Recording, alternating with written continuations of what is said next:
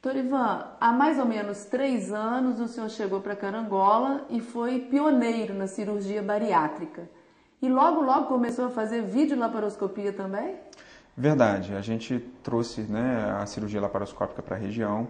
Antes de estabelecer a laparoscópica, a gente começou com a cirurgia aberta e isso é um motivo de orgulho muito grande para a gente, né? É uma cirurgia inovadora, é uma cirurgia que tem aumentado o número de cirurgias no mundo inteiro, né? E hoje em dia a gente trouxe essa tecnologia para Carangola. Então a gente oferece hoje para os pacientes obesos a oportunidade de ser tratada a cirurgia pelo método laparoscópico, que é minimamente invasivo, né? Qual a diferença básica entre a aberta e a videolaparoscopia, além do corte no abdômen? A cirurgia aberta, né, ela é uma cirurgia mais antiga, mais arcaica, né? A tecnologia hoje nos permite fazer uma cirurgia minimamente invasiva. E a diferença maior é na recuperação do paciente, tanto na recuperação quanto na dor, né? E aí tem o risco de contaminação também, né? A cirurgia videolaparoscópica tem muito menor risco de contaminação por não ser uma cirurgia uma cirurgia aberta, né? Por não ser uma cirurgia que as vísceras entram em contato com o ar ambiente, né? E qualquer paciente pode fazer por videolaparoscopia? A maioria dos pacientes está apto para fazer a cirurgia laparoscópica, que é muito melhor, né? Uma restrição que a gente vê da cirurgia laparoscópica hoje são os pacientes que têm DPOC, que é aquela doença pulmonar obstrutiva, né, grave, né, aquele paciente que tem uma asma muito grave, com muitos anos de evolução, ele não tem uma função pulmonar boa, é uma contraindicação para a videolaparoscopia. Carangola é a única cidade na região que está fazendo por videolaparoscopia? Por videolaparoscopia é a única cidade. Nós temos em Muriaé a cirurgia aberta, de obesidade aberta, mas videolaparoscópica é só Carangola. Qual a idade indicada para essa cirurgia? Os estudos mostram que a cirurgia pode ser realizada em pacientes a partir dos 13 anos. A gente tem paciente de 13 anos operado, não por mim, mas pelo grupo lá do Rio de Janeiro. E a idade em si não é um fator tão importante quanto a condição física do paciente. No caso de outras doenças, assim, do paciente já ter alguma outra doença, compromete a cirurgia bariátrica? Costumo dizer que o maior risco do paciente obeso é a própria obesidade e não as comorbidades. Então, nós podemos observar, por exemplo, doenças como a diabetes, a hipertensão arterial, são doenças que têm o potencial de cura através da cirurgia bariátrica. E quem tem um problema de coração, por exemplo? O que acontece hoje é que a cirurgia bariátrica, ela melhora a condição cardiológica do paciente. Então, há 2, 3 semanas atrás, nós operamos uma paciente que já tinha sido revascularizada. O que é isso? Ela sofreu a cirurgia com o peito aberto, né? Abriu o tórax, fez uma ponte de safena, fez uma ponte mamária e estava obesa. Nós fizemos a cirurgia dela correu sem maiores problemas, ela está ótima hoje, com um benefício maior, que é de redução do peso com a redução da sobrecarga cardiológica. Eventualmente, tem-se complicações? Sim, tem complicação. E, infelizmente, a complicação acaba chamando mais atenção do que os resultados positivos em alguns casos. É preciso um preparo do paciente, né? Digamos assim, alguma coisa emocional, ele está totalmente decidido que quer mudar seu hábito alimentar. Isso é muito importante na cirurgia. É fundamental, né? A cirurgia hoje, ela precisa de ser um desejo do paciente. Esse paciente só é operado a partir do momento que ele tem o aval de todas as especialidades da equipe multidisciplinar para poder fazer a realização da cirurgia com o máximo de segurança e acompanhamento. O primeiro passo do senhor aqui foi montar essa equipe multidisciplinar. Exatamente. A gente saiu de uma estrutura montada no Rio de Janeiro, quando eu me mudei para o interior, e tinha o intuito de fazer essa cirurgia aqui. Como a cirurgia nunca tinha sido feita aqui, não existia essa equipe multidisciplinar. Não existia equipamentos que a gente usa especificamente para essa cirurgia. Então a tecnologia precisou de sofrer uma melhoria muito grande para que a gente pudesse estar estabelecendo a cirurgia aberta em primeiro lugar e num segundo momento, que é agora, a cirurgia videolaparoscópica, que começou no ano passado, finalzinho do ano passado. Em dezembro a gente fez a primeira laparoscópica aqui. Existe mais de uma modalidade de cirurgia bariátrica, doutor Ivan? Existem várias, Jandira. Dessas técnicas a gente pode se resumir a duas principais. A técnica de Scopinaro, que é um cirurgião italiano que idealizou uma técnica que promove uma desabsorção muito grande, e a cirurgia de Capella, que é um cirurgião africano que foi naturalizado norte-americano, e ele desenvolveu uma técnica que é a técnica mais utilizada hoje no mundo, que promove os melhores resultados sem grandes complicações. Existe uma outra técnica crescendo muito atualmente,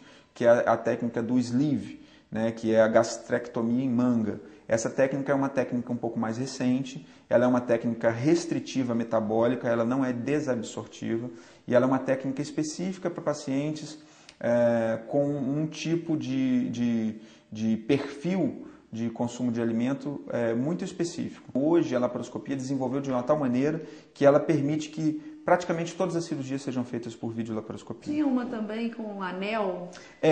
Existe uma confusão em relação ao anel. A banda gástrica era chamada de anel antigamente, era uma opção restritiva.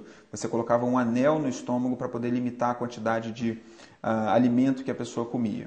Diminuía o tamanho do estômago, é isso? Não chegava a diminuir, ela restringia, né? Porque ela ficava com uma banda gástrica mesmo em volta do estômago, segurando o alimento que caía ali. Então ela limitava a quantidade de alimento que você comia. Mas os resultados não se mostraram muito bons a médio e longo prazo, né? E no Capella, originalmente, existe um anel que se coloca para limitar esse estômago que já está cortado. Tá? Isso é uma técnica que hoje existem duas correntes. Alguns cirurgiões mantêm esse anel no Capella, outros cirurgiões não usam mais o anel no Capella. Né? Nós optamos por não usar mais o anel na cirurgia de Capella, porque o anel tem algumas complicações por ser um corpo estranho dentro do abdômen. Né? Doutor Ivan, é muito comum a gente ver as pessoas que fazem a cirurgia bariátrica, daí a 1 ou 2 anos, voltarem a engordar. Reganho de peso. Né? Qual o comprometimento desse ganho de peso aí para a saúde? A perda maior é uma perda, vamos dizer assim, psicológica. Porque o paciente se frustra muito em reganhar peso depois que fez uma cirurgia desse porte. E nos casos de cirurgia, todos são pessoas que têm obesidade mórbida ou às vezes não chega? Que tem um teto nessa obesidade mórbida. Na verdade, o termo obesidade mórbida é um termo um pouco pejorativo. Né? Então, algumas sociedades de cirurgia, algumas sociedades de endocrinologia preferem usar um termo classificatório da obesidade, baseando-se pelo índice de massa corpórea. Então, o índice de massa corpórea normal de uma pessoa saudável, ele tem que estar entre 20 e 25. Né? De 25 a 30, a gente classifica como sobrepeso. De 30... Já é indicada a cirurgia? Não, de 25 a 30 não é indicado.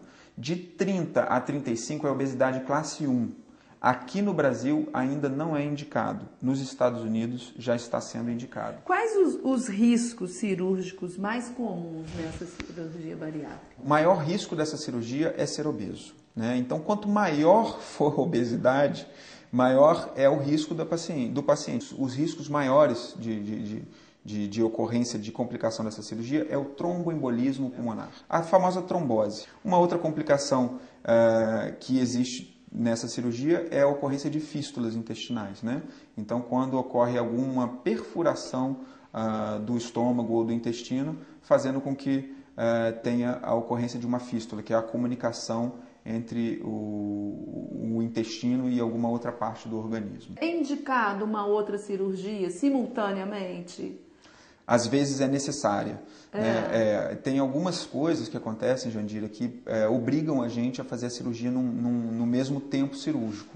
Tipo o quê? Por exemplo, pedra na vesícula. Pedra na vesícula é um critério de indicação para fazer a cirurgia de vesícula junto com a cirurgia bariátrica. E os cuidados pós-operatórios? São chatos, complicados? Os cuidados principais são a utilização das medicações que o médico preconiza, que prescreve, a dieta, e que a nutricionista vai acompanhar, e o acompanhamento psicológico, que também é muito importante para que o paciente esteja ciente das mudanças que vão acontecer na vida dele. E um outro acompanhamento, que é um pouco mais a médio prazo, que é o acompanhamento nutricional do paciente, que é feito pelo próprio cirurgião, dentro do consultório, para a gente ver como está a condição nutricional, se vai haver necessidade de alguma reposição vitamínica para esse paciente ou de alguma suplementação alimentar para esse paciente. Existe algum tipo assim de restrição alimentar depois desse tempo aí que o senhor indicou? A orientação dos pacientes é sempre cuidado com bebidas alcoólicas e cuidado com doce. E o refrigerante? O refrigerante não pode nos primeiros 6 meses, 5 a 6 meses. Depois o refrigerante pode ser utilizado, só que sempre o refrigerante dietético, zero, light ou diet. Olha só, doutor Ivan, se o paciente ele operou, perdeu peso, aí depois ganhou peso, tem jeito dele voltar a perder peso? É mais fácil fazer o paciente que já operou emagrecer do que fazer uma pessoa que nunca operou emagrecer. Agora está usando aí muito esse balão intragástrico? O Qual balão a opinião do intragástrico. senhor? O balão intragástrico ele surgiu nos Estados Unidos quando a incidência de obesidade mórbida era muito grande, que é o obeso classe 3. O balão intragástrico é uma bola, uma bexiga, que se enche de soro dentro do estômago do paciente. Então, por via endoscópica, coloca-se o balão dentro do estômago, enche aquilo de soro e o paciente restringe a quantidade de alimento que ele come. Aí, esse paciente super obeso, ele consegue emagrecer alguns quilos para diminuir o risco cirúrgico e ele ser operado logo em seguida. Tá. Mas você tinha que tirar o balão e operar esse paciente. Hoje em dia o balão tem se tornado, vamos dizer assim, um apelo, né, diria que quase que comercial, para você utilizar como uma opção de emagrecimento. Então, doutor Ivan, eu achei interessante, né, que tem mais ou menos uns 3 anos ou 4 que o senhor chegou para Carangola. E aí estou sabendo que já vai realizar um evento, não é isso? Abraçou a causa de vez, né? Isso é muito importante e bonito em qualquer profissão. Obrigado, Janine. É dia 2 agora? Isso. Na faculdade? Vai ser dia 2 de setembro na faculdade. E como que vai ser esse encontro? Todas as pessoas podem participar? Toda a população que tem curiosidade de saber mais sobre obesidade, de saber mais sobre a cirurgia, de saber mais sobre saúde em geral. A gente vai trazer um grupo de profissionais, eu vou falar sobre a cirurgia, eu vou falar sobre saúde, sobre obesidade, sobre o que a gente tem realizado em Carangola. Parece que tem uma associação até que o senhor já criou. A gente está criando uma associação que é uma associação multidisciplinar para o tratamento da obesidade, que foi uma sigla que ficou AMO. Eu amo ter saúde, eu amo ser saudável, eu amo a vida. Parabéns. Muito orgulho pra gente. Olha só, mas tem uma coisa que o senhor falou lá atrás que me chamou a atenção. Eu fiquei aqui pensando das pessoas carentes que não podem fazer.